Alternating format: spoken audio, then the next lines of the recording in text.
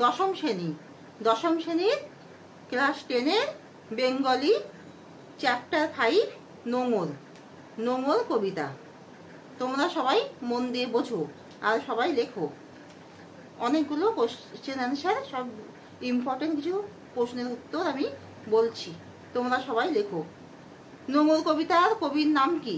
নোঙর কবিতার কবির নাম কি? নোঙর কবিতায় কবির নাম হলো অজিত দত্ত। অজিত, অবৈকির্যয় হস্যি ত, অজিত দত্ত। নোঙর কবিতায় নোঙর ও নৌকা কিসের প্রতীক? কবিতায় নৌকা গতিশীল, অর্থাৎ নৌকা চলমান, যা মানুষকে নদী পারাপার করতে সাহায্য করে।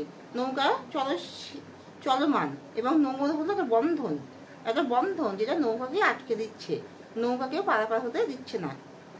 নোঙর কবিতায় কথকের কোন মূল মনোভাবটি ফুটে উঠেছে? নোঙর কবিতায় কথকের কোন মূল মনোভাবটি ফুটে উঠেছে? নোঙর কবিতায় গণ্ডিবদ্ধ জীবনের আবদ্ধতার বিরুদ্ধে, গণ্ডিবদ্ধ যে জীবন তার আবদ্ধতার বিপরীতে মুক্তির আকাঙ্ক্ষার আকুতি প্রকাশ পেয়েছে। তাহলে নোঙর কবিতায় কবির কোন মূল মনোভাবটি প্রকাশ পেয়েছে? নোঙর কবিতায় গণ্ডিবদ্ধ যে জীবনটা ঘরের মধ্যে, গণ্ডির মধ্যে আবদ্ধ হয়ে থাকে, সেই জীবনের বিপরীতে মুক্তির, মানে একটা খোলা পৃথিবীর মধ্যে যে একটা মুক্তির যে আনন্দ, সেই আকাঙ্ক্ষার আকুতি প্রকাশ পেয়েছে। নোঙর কবিতা কোন কাব্যগ্রন্থ থেকে নেওয়া হয়েছে? নোঙর কবিতা অজিত দত্তের সাদা মেঘ কালো পাহাড় নামক কাব্যগ্রন্থ থেকে নেওয়া হয়েছে। ততই বিরামহীন ডাক টানা বিরামহীন কেন? নৌকাকে নোঙরের কাছ থেকে মুক্ত করে এগিয়ে নিয়ে যাওয়ার প্রত্যাশায় কথকের ডাক টানা বিরামহীন হয়। কথক কেন বিরামহীন ভাবে ডাক টানে? তার কারণ নোঙর যে আটকে দিয়েছে, নৌকাকে যে পারাপার হতে দিচ্ছে না, সেই নোঙরের কাছ থেকে মুক্ত করে নৌকাকে এগিয়ে নিয়ে যাওয়ার জন্যই কবির এই বিরামহীন ভাবে ডাক টানা। কবি কিভাবে সপ্ত সিন্ধু পাড়ি দিতে চান? কবি তরি ভরা, মানে নৌকা ভরা পণ্য, মূর্ধন্য জয় ফেলা, পণ্য নিয়ে সপ্ত সিন্ধু পাড়ি দিতে চান। বর্ষি, হ্যাঁ, নোঙর কাকে বলে? এবার নোঙর কাকে বলে?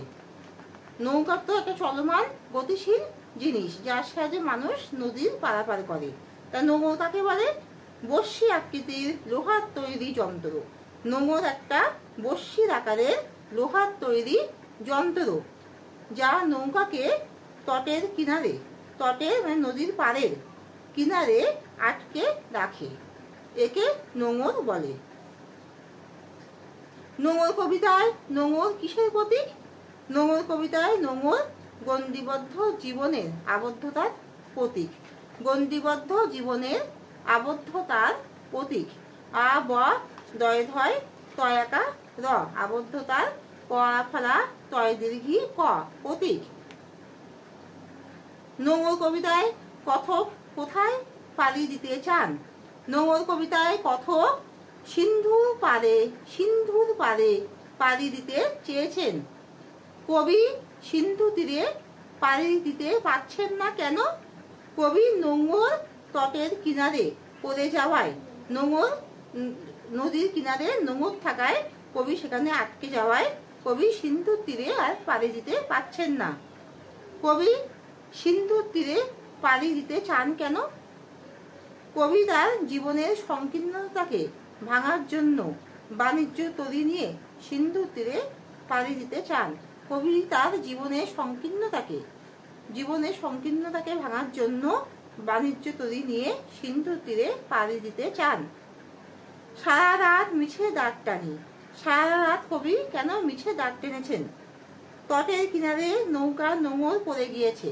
নদী থেকে যখন নৌকা যাচ্ছে, তখন নদীর যে তট পাড়া, নদীর যে পাড়ে সেই কিনারাতে নোঙর আটকে আছে, ফলে নৌকা সেখান থেকে যেতে পারছে না। তাই কবি সারা রাত মিছে ডাক টেনেছেন। কবিতায় কিভাবে দিকের নিশানা ঠিক করার চেষ্টা করেছেন। দিকের নিশানা ঠিক করার চেষ্টা করেছেন। কতক আকাশে তারার পানে চেয়ে দিকের নিশানা ঠিক করার চেষ্টা করেছেন। আকাশে তারার দিকে চেয়ে নিশানা ঠিক করার চেষ্টা করেছেন। নোঙর কবিতায় কিসের বিরাম নেই? নোঙর কবিতায় নৌকাকে এগিয়ে নিয়ে যাওয়ার আশায় ডাক টানার বিরাম নেই। তরি ভরা পণ্য শব্দবন্ধটি অতিকায়িত করে। তাহলে তরি ভরা পণ্য মানে জীবনের সঞ্চয়কে বোঝায়।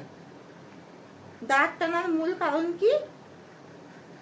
নৌকার অগ্রগমন অব্যাহত রাখা, যাতে নৌকার অগ্রগমন অব্যাহত রাখা, যাতে নৌকাটা ঠিকভাবে এগিয়ে যেতে পারে। অগ্রগমন মানে অগ্রসর হওয়া, এগিয়ে যাওয়া। নোঙর কখন জানি পড়ে গেছে তটের কিনারে। এখানে নোঙর পড়ে গেছে কথকের অজ্ঞাতে, মানে কথকের অজ্ঞাতেই পড়ে গেছে। নোঙর কবিতায় নোঙর কি? নোঙর হলো মানব জীবনের অলঙ্ঘ বন্ধনের প্রতিভূ। অলঙ্ঘ বন্ধনের প্রতিভূ মানে মানুষের যে জীবনে যে বন্ধন, আবদ্ধমান জীবন, সেই জীবন থেকে যে মানুষ মুক্তি খুঁজছে তার পথে একটা প্রতিবন্ধকতা সৃষ্টি করছে, মানে সেটা আটকে দিচ্ছে নোঙর। সারা রাত তবু দাঁত টানি। এখানে সারা রাতের অর্থ, সারা রাত বলতে কবি এখানে সমগ্র জীবনকেই বুঝিয়েছেন। কবি যা পার হচ্ছিলেন তা হলো সিন্ধু। কবি সিন্ধু পার হচ্ছিলেন। তাহলে এখানে কবি অজিত দত্ত তিনি নৌকায় করে গতিশীল নৌকায় করে তিনি যাচ্ছিলেন, কিন্তু নোঙর নদীর তটে থাকায়, কিনারায় থাকায় সেই নৌকাকে আটকে দিয়েছে।